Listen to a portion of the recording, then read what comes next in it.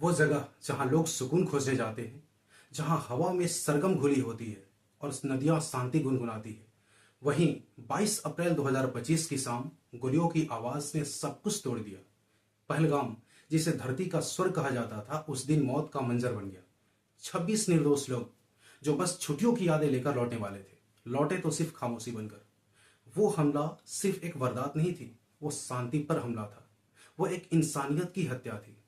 आज के इस एडिटोरियल ब्रेकडाउन में हम चर्चा करेंगे कि क्या हुआ था पहलगाम के बैसारन वैली में। पहलगाम अटैक से आतंकवादियों की क्या मंशा थी और भारत अब इस तरह के अटैक को जवाब देने के लिए कितना तैयार है। 22 अप्रैल की शाम लगभग 6 बजे बैसारन वैली पहलगाम में 3 टूरिस्ट बसें चल रही थी। अचानक घने जंगलों से गोलियों की बौछार आने लगी।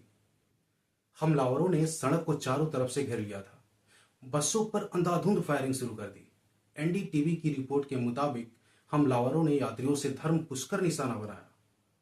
26 लोग मौके पर मारे गए। 40 से ज्यादा लोग गंभीर रूप से घायल हो गए। कई परिवार वहीं खत्म हो गए। एक स्थानीय गाइड ने कहा था कि गोलियां चल रही थी, लोग चीख रहे थे, लेकिन पहाड़ बस गूंजते ही रहे। किसी ने जवाब तक नहीं दिया। जांच के मुताबिक हमले की जिम्मेदारी ली थी द रेसिस्टेंट फ्रंट ने, जो लश्कर ए तैयबा का एक छद्म संगठन माना जाता था। जैसे छद्म संगठन का मतलब यह होता है कि कोई आतंकी संगठन जो असल में किसी और के लिए काम करता है, पर सामने खुद को किसी और संगठन का बताता है। सुरक्षा एजेंसियों के अनुसार हमलावरों के पास पाकिस्तान निर्मित हथियार थे और हमला कश्मीर में बढ़ते पर्यटन को खत्म करने के लिए किया गया था। अल जजीरा और द गार्जियन की रिपोर्ट में कहा गया, यह हमला भारत की शांति छवि को तोड़ने के लिए सुनियोजित प्रयास था, क्योंकि इसी साल भारत ने दुनिया को दिखाया था कि कश्मीर अब सुरक्षित है।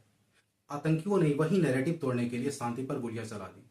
उस रात के बाद पहलगाम में सिर्फ गोलियों की गूंज नहीं, डर की गंध थी।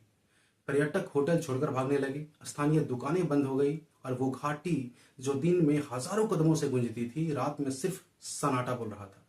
एपी न्यूज ने लिखा, the valley slept that night but not in peace, only in fear.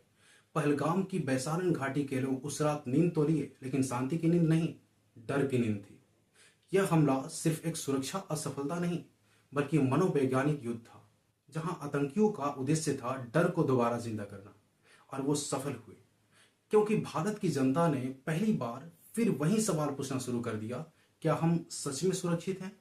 Bharat सरकार ने तत्काल सीमा सील की और ऑपरेशन सिंदूर शुरू किया, जिसमें सेना ने 72 घंटे के भीतर 6 संदिग्ध आतंकियों को ढेर कर दिया। लेकिन गुस्सा वही नहीं रुका। भारत ने संयुक्त राष्ट्र में कहा कि this is not just a terrorism, this is a war on humanity.